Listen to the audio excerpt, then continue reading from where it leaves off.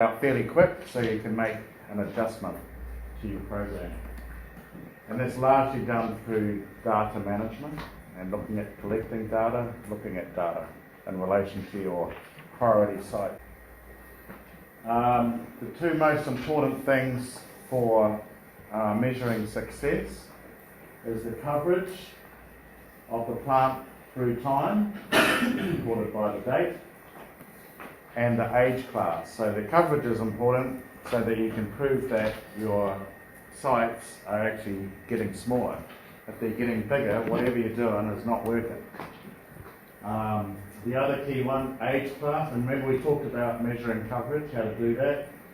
And age class is the other key one, because for anything to be successful, obviously you have to stop any plants from maturing until you've exhausted the seed bank in the soil. So as far as age class goes, you want to see the age class reduce from mature, which is when you first initially go there, to seedlings, basically.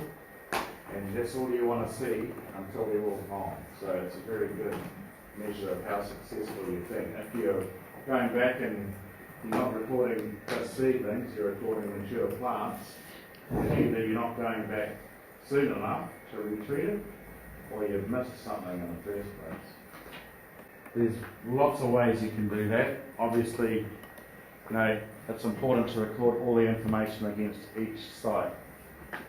In Niue and in a few other places, including New Zealand, we can use a database to record it. So each site has its own records. This is Singapore Daisy Site 13.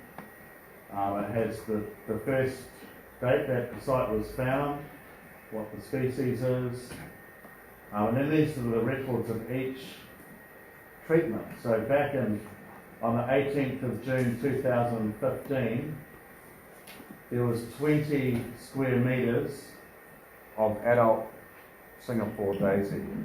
Now remember, Singapore daisy is a little bit different to a lot of weeds in that it's always mature, because even a broken off fragment can create another infestation. So there's no such thing as seedling, juvenile and mature for Singapore daisy, it's all mature. And then following that, it was revisited basically 1 month later, and it was down to 6 square metres.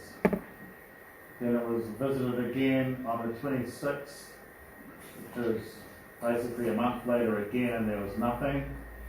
And then it was visited in 2016 in February, and it was nothing. This is the site here, number 13. You can see it's on the edge of a village. These are other sites of Singapore daisy. So you can see a reduction in the coverage over time following treatment, which is what you want to see, isn't it? This is all Huggard's work, by the way. I'm not going to credit there. And when you graph that, you can see the coverage in square metres has gone down substantially in the first treatment, and then the second treatment has got rid of the whole lot, and there's been none since. So that's showing success. So you can use that to show whoever you need to report to. That's just one individual site. You can also add all the sites together. You might start off with 1,000 square metres of Singapore daisy over all the sites, and slowly over time that goes down. So you can look at that at a per site basis. So you can look at whether individual sites are being successful or whether your methodology overall has been successful.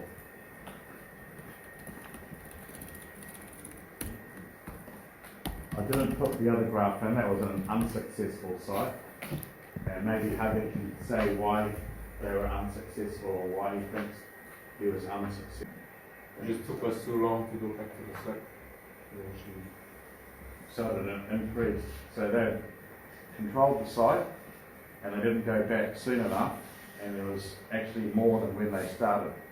So they would have knocked it right down, and then it started growing again, and it got bigger than it was initially before they got back to it. So that's why timing and programming is so important. If you look at the dates here, this is really soon, June, and then the next month, because Singapore daisy grows pretty fast, so you need to do repeated control operations in a short space of time.